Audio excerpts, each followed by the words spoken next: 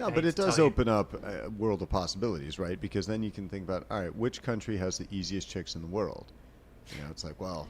Russia?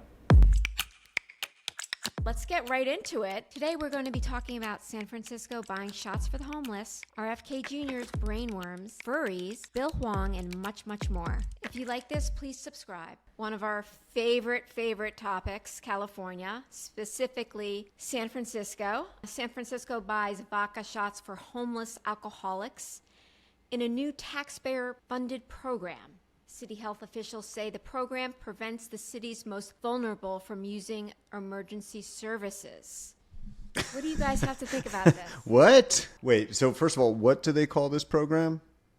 The Managed Alcohol Program, MAP, has saved $1.7 million in over 6 months in reduced hospital visits. So how does this... Emergency visits declined more than what? Is it sponsored? 70%. Is it sponsored by Smirnoff? That would be fucking dope. Well, is the idea to kill them? Is that how it saves money on hospital visits? So I don't like. I really. I think the idea is to get them off the streets, and there's into a a bar. No. It's a hotel in, of course, the Tenderloin. Well, why not just put them in a fucking hotel? Oh, okay. You know what? It is a hotel. Hang on. There's a hotel. There's a hotel that California used to use. I know. For this sort of problem. Hotel. It's called jail. Well, Krista, you might be interested to know that independent presidential candidate Robert F. Kennedy Jr. claims to have once had a dead worm in his brain. Now, that's actually not a claim. This has been verified. The World Health Organization estimates that there are between 2 to 8 million people around the globe living with similar brain infections, probably caused by pork tapeworms. What? No. Hang on. Well, I'm going to be okay because I don't eat pork. And that's not the reason I don't eat pork. But it's good to know that there are ancillary reasons not to eat pork. I just love the idea that you admit, as you're running for president, you admit that you had a brainworm. You know, it's dead. Thank God. Like, don't worry, guys. It's dead. It did eat part of my brain. And, you know, and you brag that you're such a heterodox thinker. It's like, well, I don't know, dude. Maybe it's not that you're so smart, but rather that you're unique because you're missing significant chunks of your brain. I've got a different interpretation on why he put the brainworm thing out there. It's pretty clear he's not going to win. And so he's looking for the landing gig, right? And he's thinking, I could head up the short seller lobbying group that we're going to form. He's like, I know people in Congress now. I'm basically angling for people who are as dysfunctional and weird as me. If I just throw the brainworm thing out there, they're going to be like, that's my kind of guy.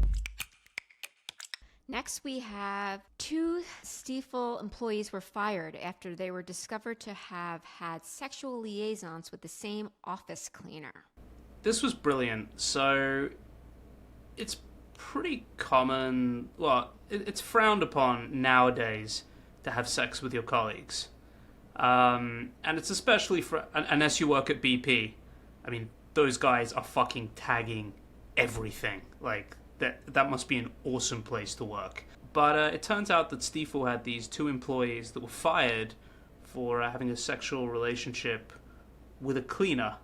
And it was a contracted cleaning company. I think what's great is it's clear that for both of them to be fired at the same time, the sexual act must have involved both of them.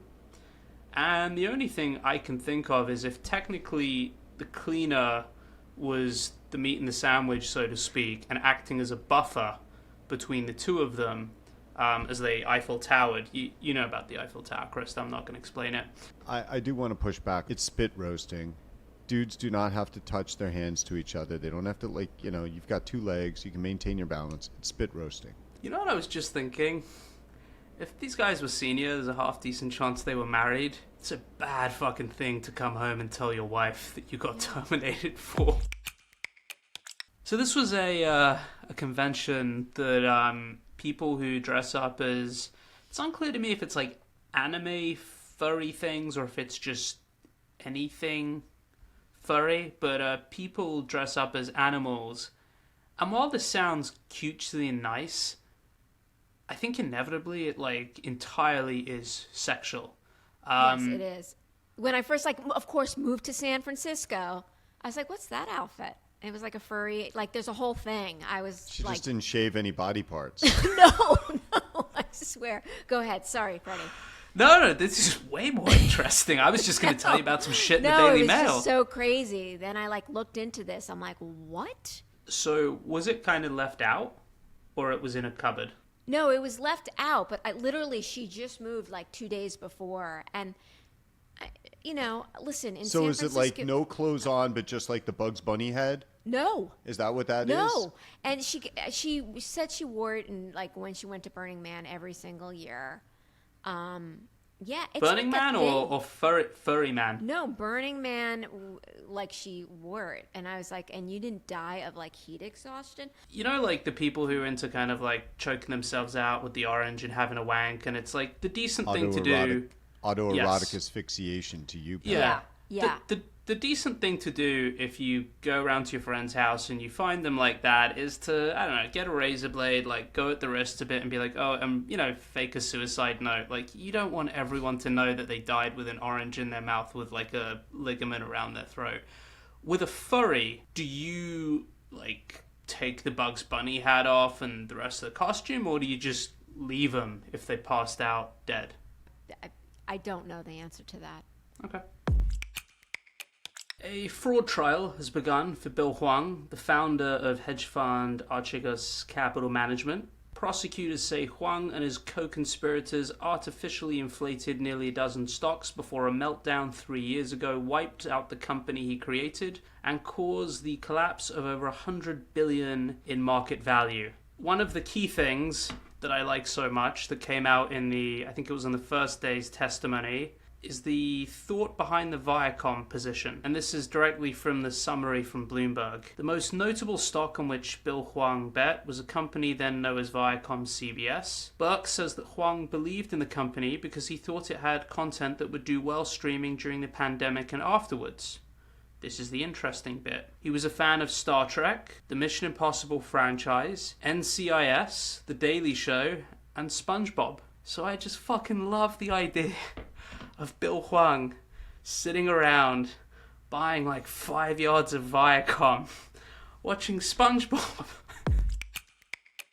So, this might surprise you, but when Stormy Daniels testified in court, her testimony about her encounter with former President Trump actually bordered on the salacious, and it was certainly lengthy. Now, I know this is a shock to both of you, so I do think it's worth exploring this massive surprise. Well, we're actually subject matter experts because we hung out with Stormy. She was a brief presence in the final version of the original Fiducies, filmed in 2019.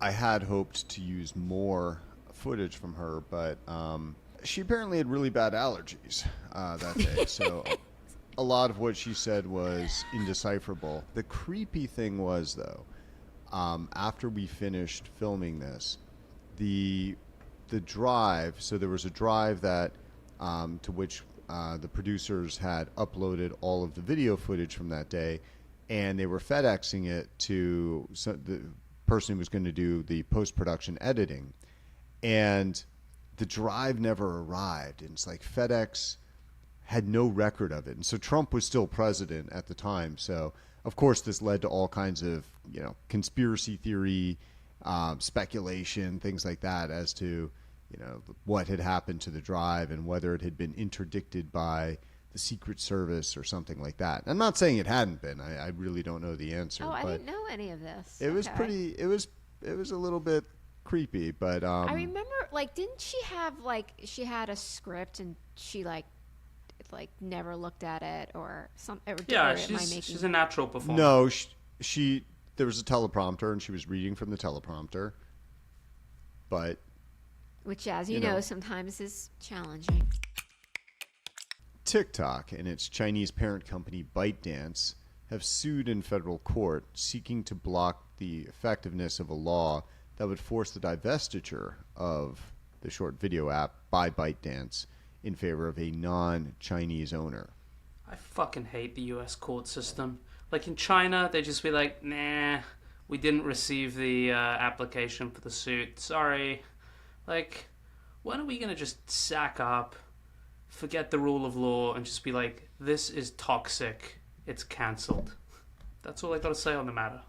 I mean, right now you look like you're filming the Blair Witch Project. Yeah. I don't know what's going on. I guess I Are didn't you turn the about lights to film on and a the porn? sun. I don't know what's happening. The sun went down. Is this Little House on the Prairie? There's no electricity or I some don't shit? know. I was It's like, wow. It's because I'm like tired and haggard. It was light in here, and then we were filming, and the sun went down. Like that's how we roll. We're gonna wrap this up. Thank you all for being with us, and this was fun. Thank you for being with Krista, especially those of you who are into furries out there, even if it violates God's law. We could, I sent you a little something about furries. All right, guys, have a good night.